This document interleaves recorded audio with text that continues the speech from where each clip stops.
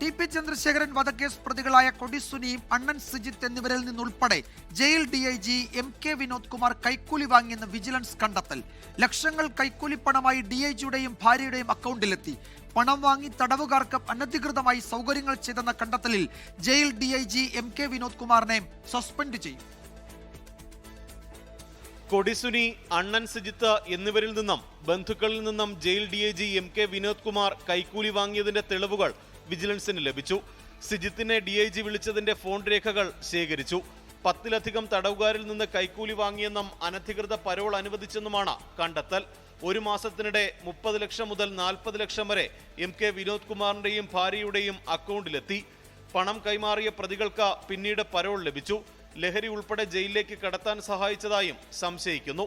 വിയൂർ ജയിലിലെ തടവുകാർക്ക് സൗകര്യങ്ങൾ ചെയ്യുന്നതിനായി വിരമിച്ച ഉദ്യോഗസ്ഥനെ ഏജന്റാക്കി പണം വാങ്ങിയതിലും തെളിവുകൾ ലഭിച്ചു.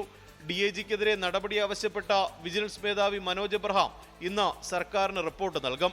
റിപ്പോർട്ട് പരിഗണിച്ചായിരിക്കും അച്ചടക്ക നടപടി. 24 തിരുവനന്തപുരം. ലോകത്തെവിടെയായാലും ഏത് സമയത്തും 24 വാർത്തകളും ഓഗ്മെന്റഡ് റിയാലിറ്റി പാക്കേജുകളും എക്സ്പ്ലെയിനറുകളും വിശദമായി കാണാൻ ഞങ്ങളുടെ യൂട്യൂബ് ചാനൽ നിങ്ങൾക്ക് സബ്സ്ക്രൈബ് ചെയ്യാം.